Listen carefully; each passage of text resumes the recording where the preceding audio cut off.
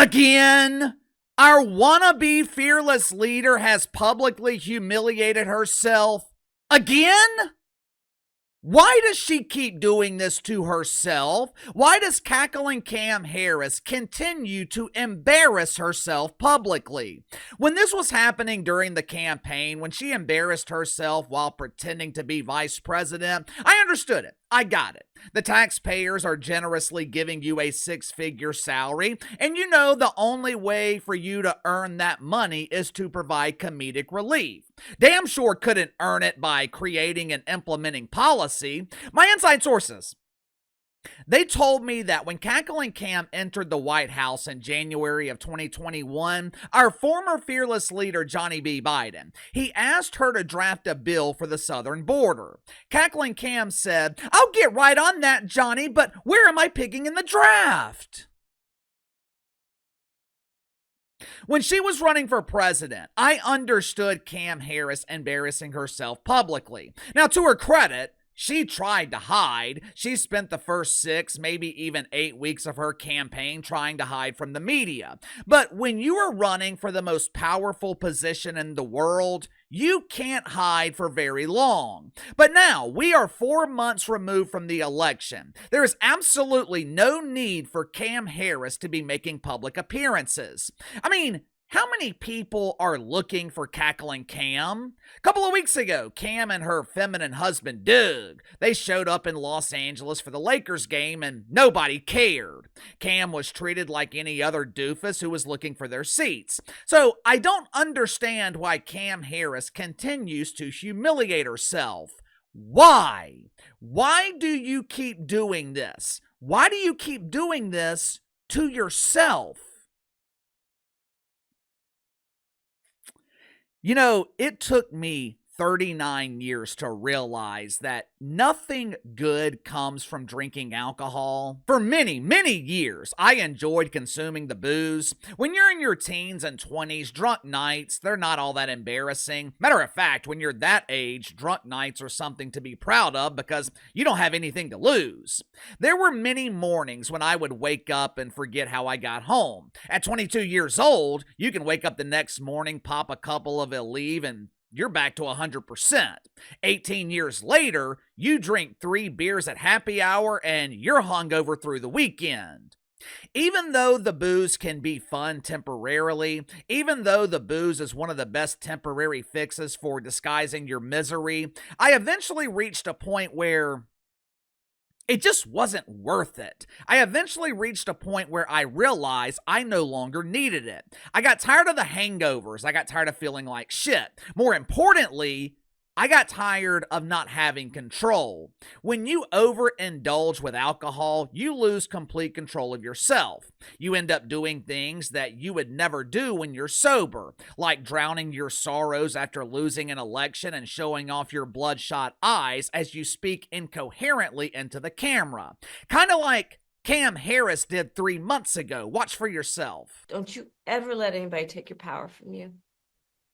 You have the same power that you did before November 5th. And you have the same purpose that you did. And you have the same ability to engage and inspire. So don't ever let anybody or any circumstance take your power from you. There was rampant speculation that Cackling Cam Harris was drunk when she filmed that video. That video was released in late November. Throughout December and most of January, Cackling Cam Harris disappeared. Friends and distant family members, they were so concerned, they started sending requests to Nestle to get her face on the side of a milk carton. But over the weekend, Cam Harris made a surprise appearance on Broadway. Now, my inside sources, they are telling me that Cam was in no condition to perform. She was not allowed to get on stage and lead the cackling choir. My name is Cackling Cam, rum bum bum bum. Refill the drink in my hand with rum rum rum rum. Even though Cam did not perform on stage, she was allowed to go backstage and deliver a pep talk to the real performers. As expected, the pep talk from Cam Harris, it can only be described as an incoherent, flaming ass fire. Make sure to like and subscribe. You can follow me on Twitter at KC_BTL84. Link to the second channel is in the description below. This morning on the second channel, talked about Caitlin Clark's agent telling ESPN that her client is underpaid, which is true. That's true. I think we can all agree that Katie Rue Clark is severely underpaid. Problem is, her agent represents other WNBA players, and she is using Caitlin Clark to put pressure on the WNBA to increase the salaries of all WNBA players, even the dump divers. God willing, this will lead to a strike in the WNBA and the cancellation of the 2026 season. But if you haven't already, head over to the second channel and check it out. Headline at the New York Post: Kamala Harris mocked as drunk aunt for nonsensical word salad speech. Over the weekend, Cackling Cam and her feminine husband Doug, or as he prefers to be called by family and friends, the Dugger, they attended a Broadway play based on the life of Louis Armstrong. Uncle KC, why is Broadway making a play about an astronaut? No, that's Neil Armstrong. Louis Armstrong was a jazz musician from New Orleans. All kidding aside, the play is probably really good. If you have never been to a Broadway play before, I highly recommend it. But according to the New York Post, Cackling Cam received a standing ovation when she entered the theater. But my inside sources, they're telling me that the crowd, they were not cheering for Cam Harris. She just so happened to enter the theater when they announced they were selling 2-for-1 beer at the concession stand. The crowd erupted with excitement as Cam and Doug were making their way to their seats. It was just purely coincidental. But after the play was over, Cam made her way backstage and Doug followed her lead. 4 months after the election, and Doug is still trying to express his new form of masculinity. Problem is, no one else is biting into that shit sandwich.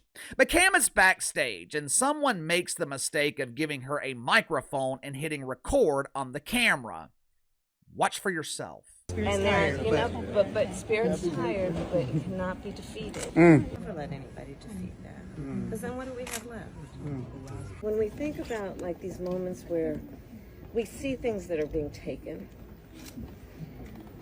but also let's see it as a, you know, nature abhors a vacuum. So where there's a vacancy, then let's fill it, right? And let's know that the reality is that the progress of our nation has always been about the expansion of rights, not the restriction of rights. We're seeing a U-turn right now. For those rights to be maintained, which means we have to be vigilant, and it's just the nature of it. I mean, look at this beautiful play and everything that we know he was suppressed, he had to suppress so much. But he knew, and he took those risks, but we have to be clear-eyed. And it doesn't mean we don't see the beauty in everything, right? These things all coexist. But I believe we fight for something, not against something. What the hell is she talking about? And what the hell is Doug doing in the background, nodding along like a doofus? Could this dude be any more feminine? If my wife was backstage embarrassing herself, which would never happen, but in the hypothetical situation that it did, if my wife was backstage embarrassing herself, I would whisper in her ear and say, "It's time to go. Let's get the hell out of here." Not Doug Harris, though. No, no, no, no, no! Cackling Cam is backstage. Nature abhors a vacuum. Now, I don't know what abhors means, and I thought a vacuum was Joy Reid's preferred method of transportation. Honestly, I don't know what I'm saying.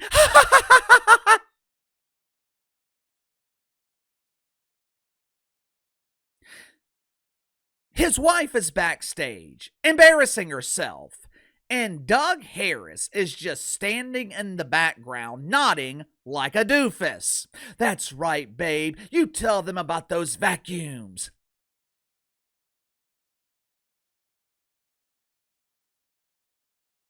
I don't know who her publicist is. I don't know who is organizing these events or engagements for Cam Harris. But whoever it is, I would fire them immediately. We have 5 years of evidence that proves You cannot allow Cam to go off script. Hell, she has a hard enough time reading the teleprompter. Who thought it was a good idea to allow Cam Harris to give an impromptu speech backstage? Who thought it was a good idea to allow her to be unscripted? You know what I would do if I were Cam Harris or if I were advising Cam Harris? If I were advising Cam, I would tell her to run for governor in the People's Republic of California. For starters, it's your home state, or one of many states that you claim as your home state. The subjects in California, they have been conditioned to live under a tyrannical government. You'll be taking over for Gabby Newsom, who is incredibly unpopular. I mean, this is the same Gabby Newsom who could not find water to put out a fire. California is literally sitting next to the largest ocean in the world, the Pacific Ocean. It covers 30% of the Earth's surface, and somehow Gabby could not find water. Hey guys, it's me, Gabby. Let's head east. I think we'll find some water over there. If Cackling Cam ran for governor of the People's Republic, it is a guaranteed victory. She wouldn't have to debate, wouldn't have to campaign, she wouldn't have to make public appearances. Hell, this is the perfect job for Cam Harris. All she's got to do is show up and she will win. But Cackling Cam, she doesn't want California. Why? Because if she ran for governor and won, it means that she couldn't run for president until 2032. By that time, Cam will be almost 70 years old. Cam actually believes that she can run for president in 2028 and win. Problem is, she's the only one who believes that. That clip of Cam Harris speaking backstage at Broadway, you know what that proved? It proved that America dodged a serious disaster when she lost to Donald Trump. Can you imagine having to listen to that incoherent rambling for the next 4 years? Think about the embarrassment that we prevented from Cam losing to the Trumper. You thought Johnny B. Biden was bad? Cam Harris would have been significantly worse. You think Vlad Putin would be intimidated by Cam? You think leaders in the Middle East who already have no respect for women, you think they were going to listen to Cam Harris? You don't have to agree with everything that the Trumper is doing. Me personally, I think he's doing a great job so far. I appreciate the fact that Elon Musk is eliminating wasteful spending and making it public. I'm sure there will come a point where the Trumper does something that I don't agree with, which is fine. That's fine. But the one thing I don't have to worry about with the Trumper, I don't have to worry about him embarrassing the country. I don't have to worry about the Trumper looking weak in front of the world. I don't have to worry about him struggling to put sentences together. We dodged a monumental disaster with Cam Harris. But give me your thoughts on this. Cam makes another public appearance and humiliates herself. If you were advising Cam, would you tell her to run for governor in the People's Republic of California? I think it's her only chance. I don't think Cam Harris will ever have a chance of winning the presidency or a national election. What about you? Let me know. Sound off in the comments below. I'll see you guys later.